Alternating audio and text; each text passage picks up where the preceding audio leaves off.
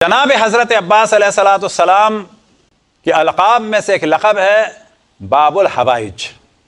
اب جو بعض عامیانہ طور پر ان کا لقب مشہور ہو گیا ہے اور ان کی شخصیت بعض جہلا نے یاد رکھیں خراب کر دیے، اور ان میں سے ایک جو جہالت کی بات بعض دفعہ لوگ کر دیتے ہیں وہ یہ کہ جی وہ بڑے جلال والے ہیں، اور جلال سے قطعاً یہ مراد نہیں ہے کہ معاذ اللہ وہ بڑے عذاب والے ہیں، معاذ اللہ معاذ اللہ معاذ اللہ۔ جلال کے معنی ہوتے ہیں انتہائی عظمت والے ہیں، جل جلالہ۔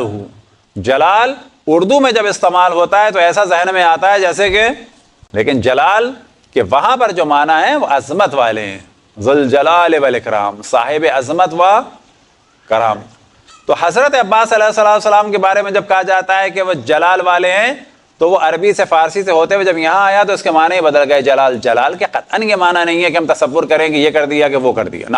تو جناب عباس کے بارے میں یہ جلال کا کہہ کے اور ایسا ڈرانا کہ جیسے کہ وہ یہ کر دیں گے وہ کر دیں گے یہ کر دیں گے وہ کر دیں گے، یہ توہین ہے جناب عباس کی۔ اعوذ باللہ من الشیطان اللعین الرجیم، بسم اللہ الرحمن الرحیم۔ علامہ شہریار رضا عابدی، اس نام سے ایک موصوف یوٹیوب پر سوشل میڈیا پر مشہور ہیں، مکتب اہل تشیع سے تعلق ظاہر ہے ان کا۔ ان کی ویڈیوز آل محمد کے نام سے منسوب ہوتی ہیں، لیکن خود آل محمد کا حق ادا کرنے سے قاصر ہوئے جب دیکھا کہ ان کی ایک ویڈیو شہادت ولایت علی کی مخالفت میں تھی، تو اعمال ضائع ہو گئے، اعمال عبد کروا بیٹھے۔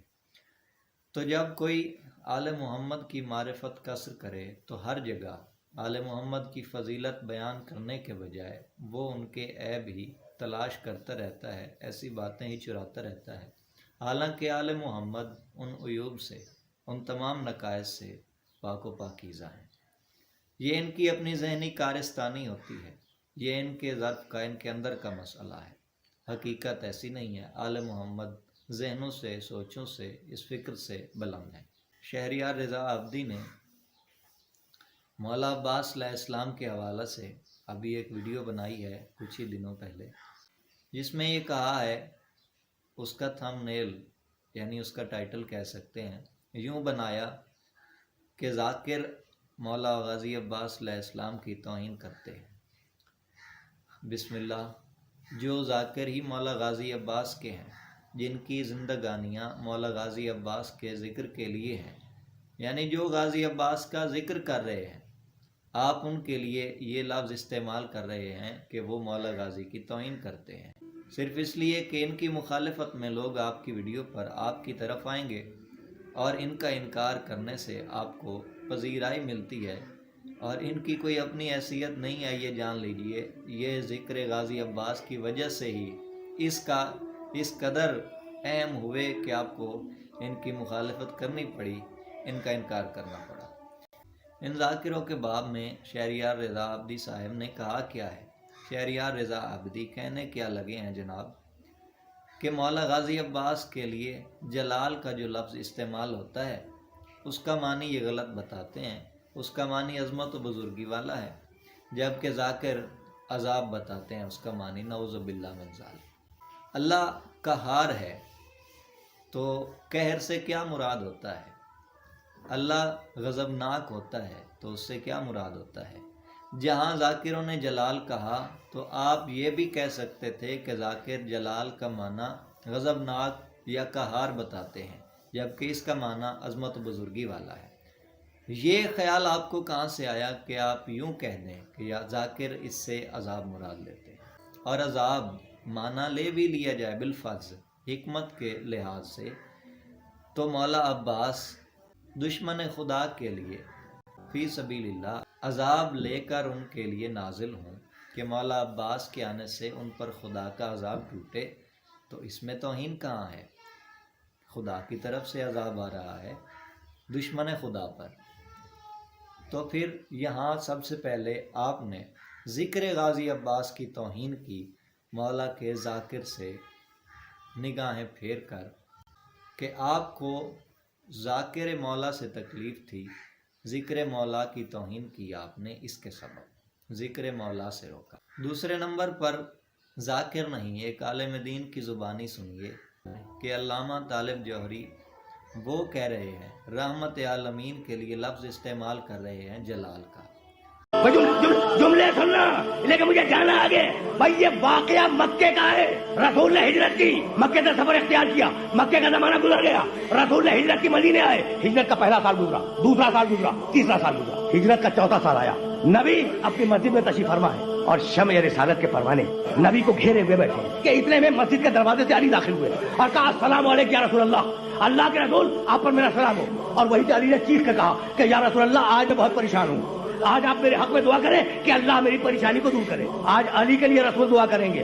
اور ایک مرتبہ رسول نے ہاتھ کو بلند کیا، بھائی توجہ رکھنا، اس جملے کے لیے زحمت دی، اللہم ارحم علی علی ابن ابی طالب بحق علی ابن ابی طالب، پروردگار علی کی پریشانیوں کو دور کر، علی ابن ابی طالب کی پریشانیوں کو دور کر، بحق علی ابن ابی طالب، تجھے واسطہ علی ابن ابی طالب کا۔ بس یہ سننا تھا کہ دل کی بات زبان پہ آ گئی، کسی نے پکار کے کہا کہ یا رسول اللہ یہ آخر بات کیا ہے کہ ہمارا کام ہو جب بھی بحق علی ابن ابی طالب اور علی کا کام ہو جب بھی وسیلہ علی کا۔ تو ایک مرتبہ رحمت نے جلال کے عالم میں کہا کہ ارے تم اپنی بات کرتے ہو جب مجھے اپنی دعا قبول کروانی ہوتی ہے، جب بھی میں علی کا واسطہ دیتا ہوں۔ جلال کا معنی بزرگی والا ہی ہوتا ہے، لیکن وہ بزرگی کسے کہتے ہیں آپ؟ ضعیف ہونا؟ بہت افسوس ہوا آپ کی یہ بات جان کر۔ آل محمد کے 6 ماہ کے بچے کیا وہ بزرگ ہوتے ہیں یا ضعیف ہوتے ہیں؟ اللہ بزرگ ہے یا ضعیف ہے؟